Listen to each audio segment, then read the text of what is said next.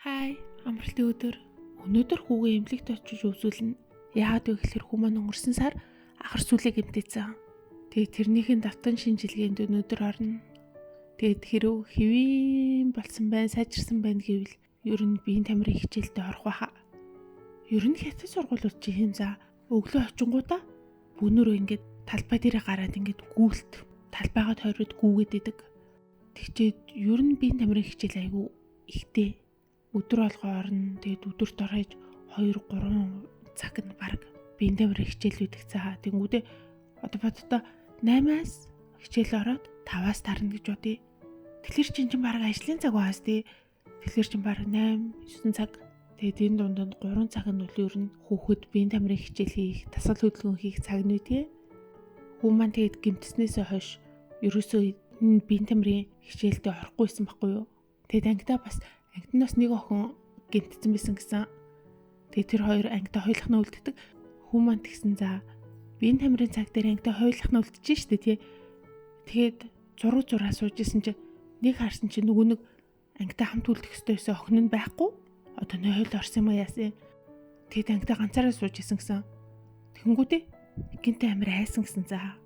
Тэгэд бүр уйлмар санагдсан гэсэн хүр хэмтэн. Тэгэд ангиас гарангуудаа гэлснийг давхрахаа хамгаалагч дээр очиод би ангидаа ганцаараа сууж байна. Та миний хажууд очиод зогсоод намайг хараад үчи гэдгсэн байл та. Тэг чи хамгаалагч нь өө би яг энэ хэсгээ хариуцах ёстой штэ.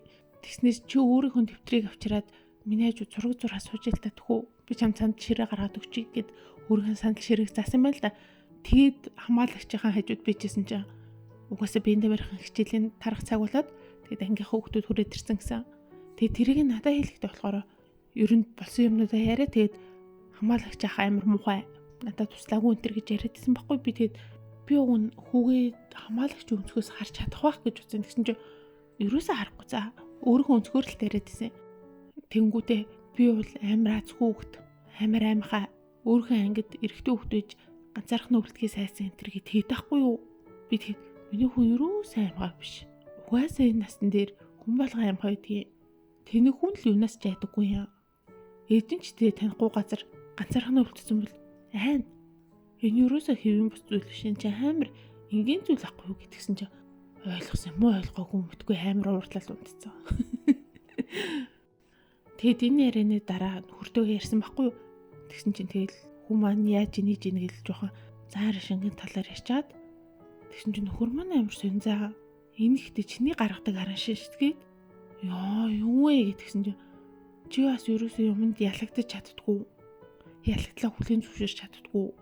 Юм болгоныг өөрөө болох гэж хичээдэг. Гэт хичээг байхгүй юу? Тэмүүд нь бүр амар урж юм чам. Юу вэ? Заар шин цусаар тэмчдэг болчихоо юу?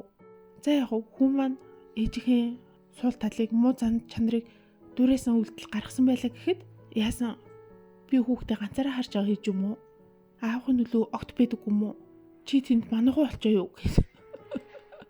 Нөхөртөө суурлаа за. Тэгээ сүүл рүүгээ нөхөрт хоёрын маргаан болж байгаа байхгүй юу? Би нөхрийг аливаа асуудлаас дандаа худлаас өөрийгөө авч гарах гэж ингэж цутаж явдаг гэж хэлсэн. Нөхөр болохоор намайг юм болгонд амар дураараа өөрийнхөө тэгэд энгийн тоглохтой хүртэл чи юусоо ялагдаж чаддгүй. Хүзүр даам шатар юу ч тоглосон. Юусоо ялагдлаа хүлэн зөвшөөрөхгүй. Ялагдчихаараа дандаа намайг элдв үгээр хэлдэг. Нэг аз таарад ялцсан юм шиг миний ялтыг гутаадаг. Чамайг ялчаар ерөөсөө ялт мэдрэхгүй. Эсэргээрээ чамаа гомдооцсон юм шиг мэдрэмж төрөөд өөрийгөө зүхдэг энэ төр гээд цаа.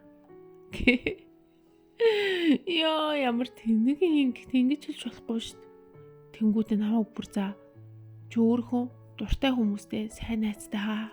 Дотны хүмүүстэйгээ ерөөсөө битгий хамт тоглоом тоглож тэр хүмүүсийг ялгах хэцүү ялахгүй ч байх хэцүү хүнд адилд оруулдаг энэ төр гэж хэлсэн за.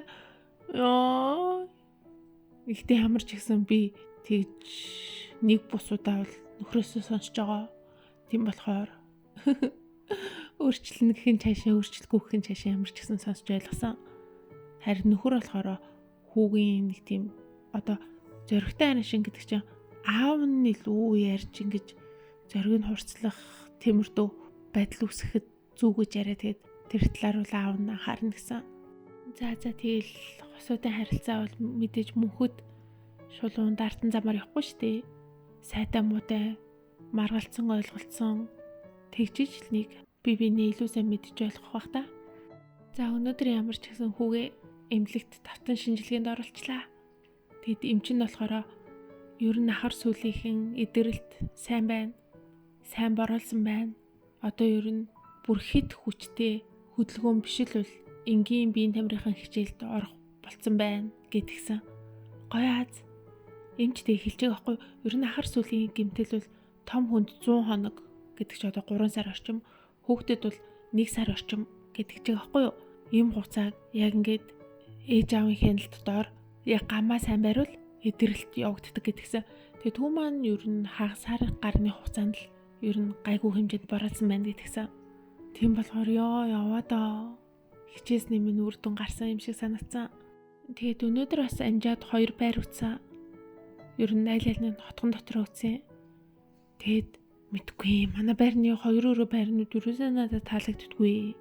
Нэг сонин байрны эзэд нь хүнд түрээслүүлчих юм чинь ингээд анханасаа авч юм аашаа нэг ингээд дотор засалж эмэглэл дулаан байдалд нь ерөөсөө анхаардгүй за амар балиар цонхны хэсгээс ингээд хүйтэн болохоор сийгээд идэг. Одоо ингээд миний анхны бичлэгүүдийг одоо чинь 400 гаруй бичлэг гэдэг чинь эхний 100 дахь бичлэгүүдийг харуул өмнөх байранда бичсэн бичлэгүүд байгаа. Тэгээд тэр байр ууганд ажгүй байсан. Гэтэ жоох үнэтэй болохоор бид нар яг нүүжсэн л да. Мэдгүй нэг таалагдахгүй. За бай бай.